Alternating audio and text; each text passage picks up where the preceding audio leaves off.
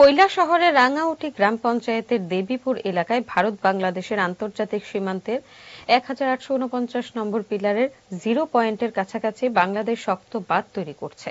Zero পয়েন্টের একেবারে নাকের ডগায় এই বাঁধ তৈরি করাটা কতটুকু আইনসম্মত এবং যুক্তিযুক্ত তা নিয়ে গত কয়েকদিন ধরে প্রশ্ন ওঠায় স্থানীয় জেলা প্রশাসন নড়েচড়ে বসেছে।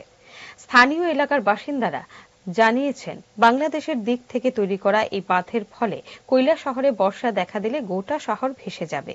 এতে ভয়ঙ্কর বিপত্তি তৈরি হতে পারে। গোটা ঘটনা সম্পর্কে অবগত হতে এবং বাঁধ নির্মাণ কাজ খতিয়ে দেখতে এদিন বিকেলে ঊনকোটি জেলার জেলাশাসক, অতিরিক্ত জেলাশাসক এবং স্থানীয় পঞ্চায়েতের আধিকারিক সহ কংগ্রেস নেতৃত্ব বদরুজ্জামান বাঁধ নির্মাণ কাজ দেখতে যান। জিরো পয়েন্টের সামনে উঁচু বাঁধ দেখে আধিকারিকেরা উদ্বেগ প্রকাশ করেন। তারা জানান, বিষয়টি দুদেশের আন্তর্জাতিক সীমানা সংক্রান্ত আইন কানুনের বিষয়। এক্ষেত্রে উচ্চ পর্যায়ের স্তরে আলোচনা দরকার। বিষয়টি সংশ্লিষ্ট ঊর্ধ্বতন কর্তৃপক্ষের নজরে আনা হবে। ওরা এমবেঙ্কমেন্টটা পুরনো যেটা ছিল এটা অনেকটা রেজ করেছে। উঁচু হওয়াতে আগামী দিনে আমার মনে হচ্ছে যে জলটা আমাদের দিকে বেশি আসবে এবং এতে আমাদের যে এক্সিস্টিং এমবেঙ্কমেন্ট আছে আমাদেরও দরকার হবে এটাকে মজবুত করা।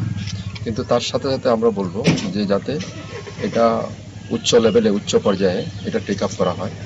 যেহেতু এটা জিরো লাইনে ওরা কনস্ট্রাকশন করেছে, আমাদের এক্সিস্টিং যেটা এমবেঙ্কমেন্ট আছে এটা তো 150 গজেরও বেশি আছে, হয়তোবা 350 গজের মধ্যে হবে আমাদের যে এক্সিস্টিং এমবেঙ্কমেন্ট, অর্থাৎ ওদেরটা একটু একেবারে জিরো লাইনে বলা যেতে পারে।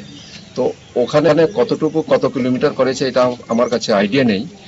যতটুকু দেখা গেছে এখান থেকে অলমোস্ট 1 কিলোমিটার ভিজিবল, আমরা এটার ফটো নিয়েছি এবং এখনো এটার কাজ চলছে। আমাদের কাছে রিপোর্টিং এটাও হয়েছে যে ওখানে তারা নাকি পাক্কা এমবেঙ্কমেন্ট মানে পিচ ঢালাই করার জন্য প্রস্তুতি নিচ্ছে। এরকম যদি হয় তাহলে পরে ওটা হয়ে যাবে মজবুত, আমাদেরটা অনেকটা দুর্বল হয়ে পড়বে। তো তার জন্য আমাদের ইন্ডিয়া থেকেও নেসেসারি স্টেপ নেওয়া দরকার।